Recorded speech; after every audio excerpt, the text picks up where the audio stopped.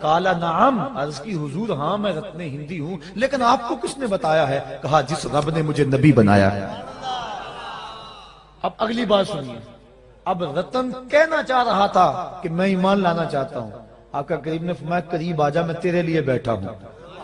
تجھے یاد نہیں بچپن میں ایک بچے کو تو نے کھائی سے پار لگایا تھا، وہ بچہ اب تیرے سامنے موجود ہے، اور تو نے مجھ کو اس کھائی سے مان لائیں۔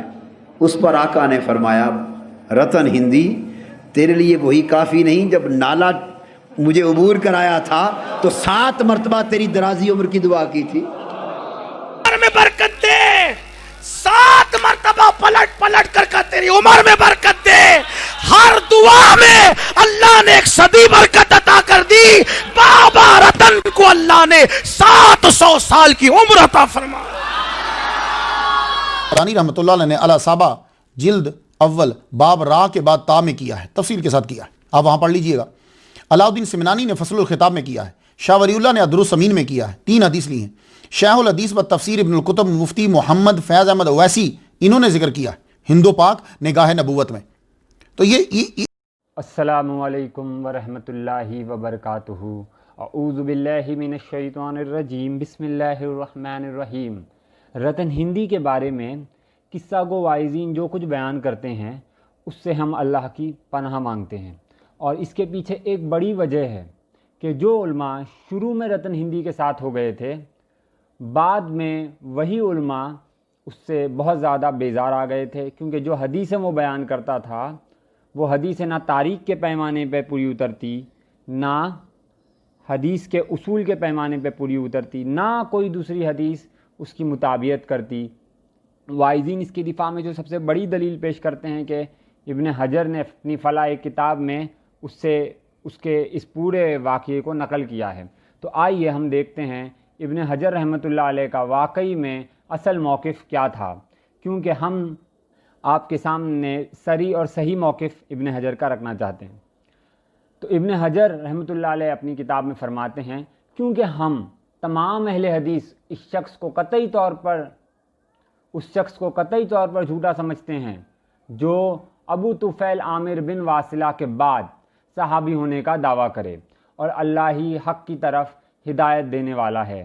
ہم اس صحیح متواتر حدیث سے حجت پکڑتے ہیں جس میں آیا ہے کہ آپ صلی اللہ علیہ وسلم نے فرمایا، وہ حدیث ایسی ہے کہ 100 سال کے بعد روئے ارض پر کوئی میرا صحابی جو اب ہے وہ نہیں رہے گا، یعنی ساروں کی وفات ہو جائے گی، ساروں کا وصال ہو جائے گا۔ آپ کے قول مذکورہ کے وقت سے لے کر روئے زمین پر کوئی شخص باقی نہیں رہے گا جو کہ اس قول کے وقت موجود تھا۔ یہ ہے ابن حجر رحمۃ اللہ علیہ کا موقف۔ ابن حجر کی اس کے واقعے کو نقل کرنے کی وجہ سے اس سے استدلال کرنا اس لحاظ سے مردود ہے کہ انہوں نے خود اس بات کی تردید معلوم ہوتا ہے قول نہیں ہوتے، عقیدہ پیش ہوتا ہے، اور جو اقوال ہوتے ہیں کمزور ان کا جواب دیا جاتا ہے، یہ کہ ان کا رد ہوتا ہے، اس کا جواب دیا جاتا ہے۔ اور دوسری بات یہ کہ اعلیٰ حضرت امام محمد رضا خان فاضل بریلوی رحمۃ اللہ علیہ نے فاتح الرحمود کی عبارت بنا اس پر کلام کرے نقل کی ہے، اور وہ عبارت یہ ہے کہ صاحب فاتح الرحمود بحر العلوم فرماتے ہیں، یعنی اماموں کے سوا اور سکہ عادل حضرات اس کی پرواہ نہیں کرتے کہ کس سے لے رہے ہیں یا کس سے روایت کر رہے ہیں۔ حضرت شیخ علاء الدولہ سمنانی رحمۃ اللہ علیہ کو نہ دیکھا کیوں کر رتن الہندی سے اعتماد فرمایا، حضرت ممدو کے برابر کون عادل ہوگا؟ حالہ حضرت رحمۃ اللہ علیہ نے فاتح الرحمود کی یہ عبارت نقل کر کے اس سے استدلال کر کے یہ بتا دیا کہ رتن ہندی کوئی سکہ آدمی نہیں تھا۔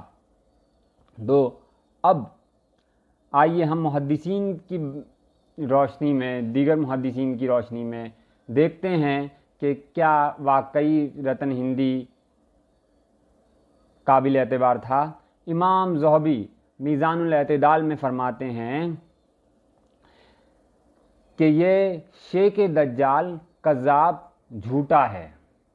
ابو فضائل السگانی رحمۃ اللہ علیہ فرماتے ہیں متوفی 650 ہجری کہ ساری حدیثیں جو اس سے روایت ہیں یہ موضوع ہیں اور جاہلوں نے اس کی بات لے لی ہے۔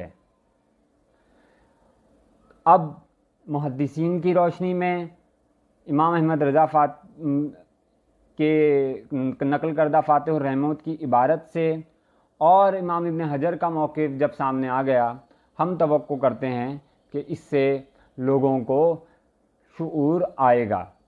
آئیے ہم اب ایک مختصر سی کلپ سنتے ہیں جس میں ایک صحیح حدیث مسجد حرام کا صحن ہے، لوگوں کا ہجوم ہے۔ حضرت ابو طفیل کسی اونچی جگہ پہ کھڑے ہو گئے اور لوگوں کو کہتے ہیں، لوگوں اس وقت روئے زمین پہ میرے علاوہ کوئی نہیں جس نے حضور کو دیکھا ہو۔ ناز ہے نا اس بات پہ کہ میں نے حضور کو دیکھا۔ شخص ہے، اس کا نام رتن ہندی ہے۔ کیا نام ہے اس کا؟ رتن ہندی۔ ہمارے بعض جاہل واعظین جو ہیں وہ بڑے چسکے لے لے کے تو اس کا واقعہ جو ہے وہ بیان کرتے ہیں۔ یہ رتن ہندی جو ہے ہندوستان کے اندر تھا، رتن اس کا نام تھا۔ اور یہ لعنت اللہ علی الکاذبین، جھوٹوں پہ اللہ کی لعنت۔ آقا کریم صلی اللہ علیہ وسلم فرماتے ہیں جو بندہ جھوٹ بولتا ہے تو اس کے منہ سے اتنی بدبو نکلتی ہے کہ فرشتہ 1 میل دور ہٹ جاتا ہے، اور جھوٹ